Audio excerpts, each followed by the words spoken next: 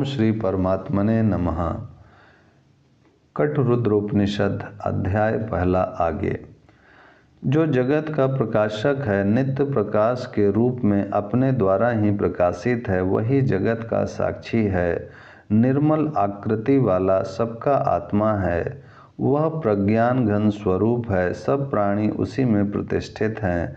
मनुष्य न कर्म के द्वारा, न संतान के द्वारा और न अन्य किसी साधन के द्वारा, बल्कि ब्रह्म अनुभव के द्वारा ही ब्रह्म को प्राप्त कर सकता है। वह सत्य ज्ञान आनंद रूप अद्वितीय ब्रह्म इस माया, अज्ञान, गुहा आदि नामों से कहे जाने वाले संसार में व्याप्त है तथा केवल विद्या के द्वारा जाना जाता है। जो परम व्योम नामक नित्य धाम में विराजमान इस ब्रह्म को जानता है, वह द्विश्रेष्ठ क्रमशः सभी कामनाओं को प्राप्त कर लेता है, पूर्ण काम हो जाता है। अज्ञान और माया शक्ति के साक्षी प्रत्यगात्मा को जो मैं एक ब्रह्म स्वरूप हूँ यूँ जानता है, वह स्वयं ब्रह्म हो जाता है। पूर्वोक्त शक्ति युक्त इस ब्रह्म स्वरूप आत्मा से उसी प्रकार अपंचीकृत आकाश अर्थात शब्द तन्मात्राएं उत्पन्न हुआ। जैसे रज्जु में सर्प का भान होता है, पुनः आकाश से वायु संज्ञक अपंचीकृत स्पर्श तन्मात्राएं उत्पन्न हुआ। वायु से अग्नि, अग्नि से जल, जल से पृथ्वी उत्पन्न हुई। उन सूक्ष्म भूतों को शिव रूप ईश्वर ने पंचीकृत करके उन्हीं से ब्रह्मांड आदि की सृष्टि की। ब्रह्मांड के भीतर प्राणियों के पुराकृत कर्मों के अनुसार देव, दानव, यक्ष, किन्नर, मनुष्य, पशु, पक्षी आदि योनियों की सृष्टि हुई तथा अस्थि, स्नायु आदि से निर्मित यह प्राणियों का शरीर भी कर्म अनुसार ही प्रकाशित हो रहा है।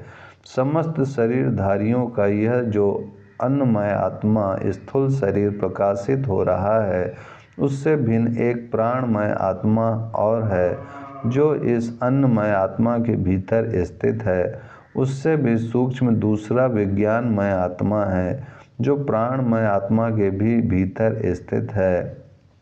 उससे भी सूक्ष्म आनंदमय आत्मा है, जो विज्ञानमय आत्मा के भी भीतर है।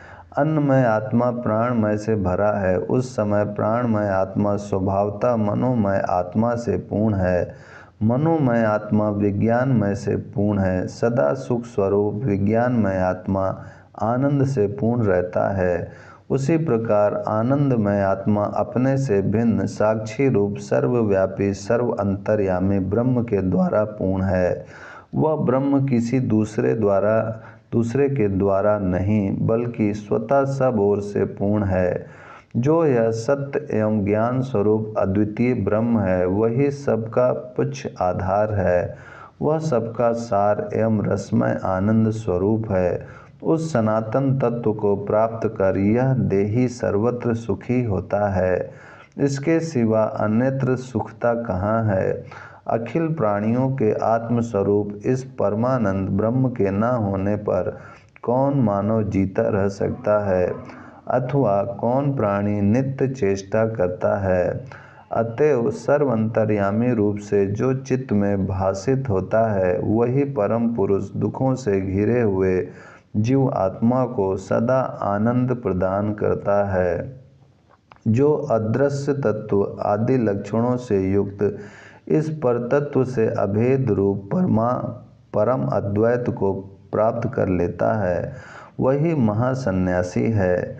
सद्रूप परब्रह्म जो देश काल वस्तु से अपरिच्छिन्न है, वही अभय पद है, परम कल्याण स्वरूप है, परम अमृत है। जब तक मनुष्य को इससे थोड़ा भी अंतर व्यवधान दिख पड़ता है, तब तक उसे जन्म मृत्यु का भय है, इसमें संदेह नहीं।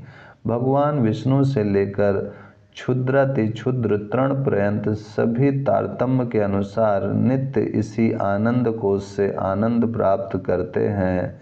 इस लोक तथा परलोक के भोगों से विरक्त प्रसन्न चित्त वाले श्रोत्रियों को यह स्वरूपभूत आनंद स्वयं ही अनुभूत होता है। उसी प्रकार जैसे स्वयं परमात्मा के अंदर होता है। शब्द की प्रवृत्ति किसी निमित्त को लेकर होती है, पर तत्व में निमित्त का अभाव होने से वाणी वहाँ से लौट आती है।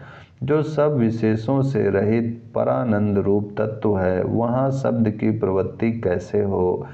इस कारण यह मन सूक्ष्म और व्यावृत अर्थात सीमित शक्ति संपन्न होकर सर्वत्र गमन करता है, क्योंकि श्रोत्र, त्वक, नेत्र आदि ज्ञानेन्द्रियां तथा शब्द, स्पर्श आदि उनके विषय एवं वाक, पाणी आदि कर्मेंद्रियां सीमित शक्ति संपन्न हैं।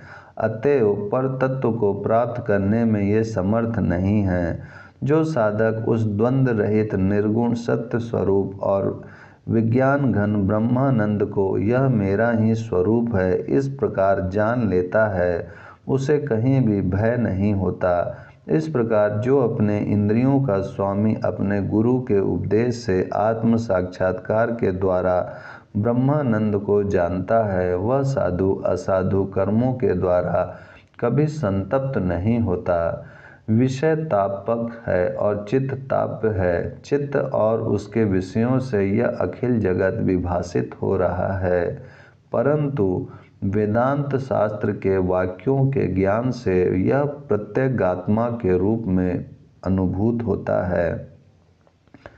शुद्ध बुद्ध मुक्त स्वभाव ब्रह्म, ईश्वर, चैतन्य, जीव चैतन्य, प्रमाता, प्रमाण, प्रमेय और फल, ये सप्तविध तत्व कहे गए हैं, जिनमें व्यवहार को लेकर भेद है।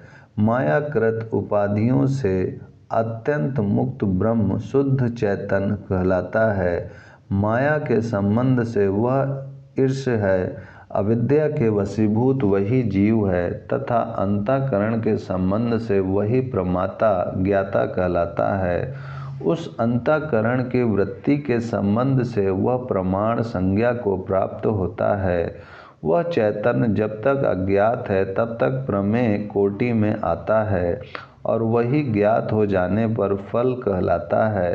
अतएव बुद्धिमान पुरुष अपने आप को मैं सब उपाधियों से मुक्त हूँ इस प्रकार चिंतन करे। इस प्रकार जो तत्वतः जानता है वह ब्रह्म तत्व को प्राप्त करने योग्य हो जाता है।